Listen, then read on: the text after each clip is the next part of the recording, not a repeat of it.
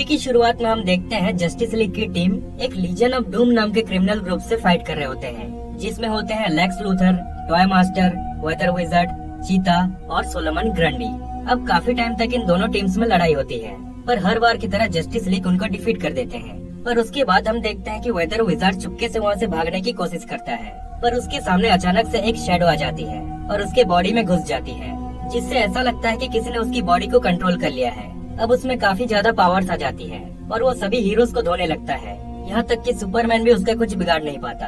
पर एंड में रॉबिन, जो कि बैटमैन का बेटा है, वो बैटमैन की बात ना मानकर बैटविंग को लेकर सीधा वेदर विज़ार्ड पर हिट करा देता है, जिससे एक ब्लास्ट होती है और फाइनली वो उसको पकड़ लेते हैं और वो शैडो भी उसकी बॉडी से निकलकर भाग जाती है। अब बैटमैन रॉबिन पर बहुत गुस्सा करता है, क्योंकि उसने उसका ऑर्डर फॉलो नहीं किया था और इसी वजह से उस शैडो का भी कुछ पता नहीं चल पाया। इसलिए बैटमैन नाइटविंग से कहकर रॉबिन को टीन टावर्स में भेज देता है, ताकि वो वहाँ पर टीम वर्क सीख सके।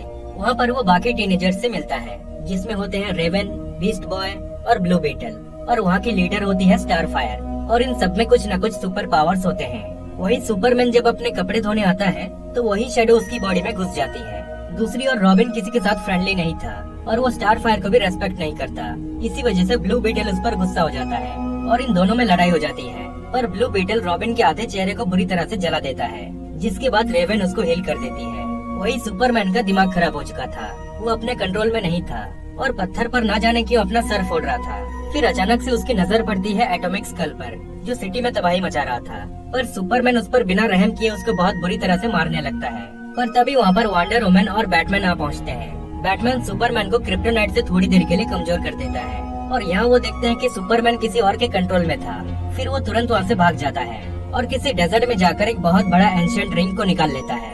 वही स्टारफायर रॉबिन और बाकी सबको मेले में ले आती है, जहाँ रॉबिन धीरे धीरे सबके साथ क्लोज होने लगता है। इसी बीच रेवन को किसी की आवाज सुनाई देती है, जो उसे जंगल में ले आता है, जहाँ उसे 3 डेमंस घेर लेते हैं। फिर वहाँ ड्रैगन की परछाई आती है, जो रेवन के डैड है।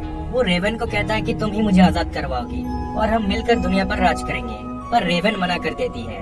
जिसके बाद वो तीनों डेमंस उस पर हमला कर देते हैं और वो फाइट करते करते मेले में आ जाते हैं, जहाँ स्टारफायर और बाकी सब भी मिलकर उनका सामना करते हैं और फाइनली किसी तरह उन डेमंस को मारकर वहाँ से भगा देते हैं। फिर रेवन सबको टेलीपोर्ट करके एजरत में ले आती है, जहाँ वो पहले रहा करती थी, और अपनी पास्ट की कहानी सुनाती है कि कैसे ड्रैगन यानी उसके डैड ने पूरे एजरत को तबाह कर दिया। पर रेवन की मैजिक स्ट्रॉन्ग थी, इसलिए उसने ड्रैगन को एक क्रिस्टल में कैद कर लिया और उसे सिर्फ रेवन ही आजाद कर सकती है, इसलिए ड्रैगन उसके पीछे पड़ा हुआ है। फिर ये सब टाइटन्स टावर में आ जाते हैं, जहाँ बैटमैन, साइबॉर्ग, वंडर वुमन और फ्लैश भी पहुँच जाते हैं। बैटमैन कहता है कि हमें रेवन के बारे में सब कुछ जानना है, इसलिए वो हमारे साथ चलेगी। पर तभी वहाँ पर वो डीमंस दोबारा आ जाते हैं और फ्लैश, वंडर वुमन और साइबॉर्ग को काबू में कर लेते हैं।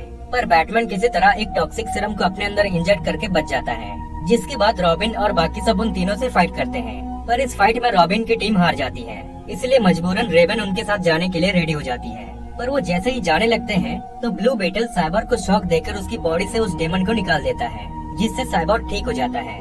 पर रेवन उन दोनों के साथ चली जाती है, जहाँ सुपरमैन भी होता है। फिर रेवन ड्रैगन को आजाद कराने का प्रोसेस स्टार्ट करती है। दूसरी ओर हम देखते हैं कि उस टॉक्सिक सीरम की वजह से बैटमैन की हालत बिल्कुल खराब हो चुकी थी, इसलिए साइबॉर्ग की मदद से सभी बूम ट्यूब से रेवन तक पहुंच जाते हैं, जहां रॉबिन क्रिप्टोनाइट की मदद से किसी तरह सुपरमैन को होश में ले आता है। जिसके बाद सुपरमैन फ्लैश के साथ फाइट करता है और किसी तरह उसकी बॉडी से भी डीमन को निकाल देता है। फिर वो वंडर वुमन से फाइट करता है और उसको भी किसी तरह होश में ले आता है। अब हम देखते हैं कि ड्रैगन फाइनली आजाद हो जाता है और अर्थ की ओर बढ़ने लगता है।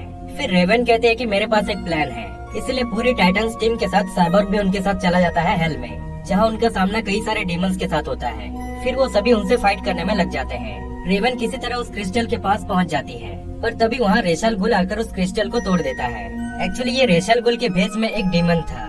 फिर वहाँ रॉबिन भी पहुँच जाता है। रेशल गुल उसे बहकाता है कि मैं अभी भी जिंदा हूँ, तुम मेरे साथ मिल जाओ और हम दुनिया पर राज करेंगे। लेकिन रॉबिन उसके बातों में नहीं आता और उससे फाइट करता है और फाइनली उसका सर काट देता है। वही सुपरमैन, फ्लैश और वंडर वुमन ड्रैगन को रोकने की कोशिश कर रहे होते हैं, पर उसको रोकना इम्पॉसिबल था। फिर हम देखते हैं कि रेवन उन क्रिस्टल के टुकड़ों में से एक छोटा टुकड़ा उठाती है और उसमें अपना मैजिक यूज करके फाइनली ड्रैगन को दोबारा उसमें कैद कर लेती है, जिसके बाद सब कुछ ठीक हो जाता है। सभी दोबारा टाइटन्स टावर में आ जाते हैं और अब बैटमैन भी ठीक हो चुका था और हम देखते हैं कि रेवन ने उस क्रिस्टल को अपने फोरहेड में लगा लिया था।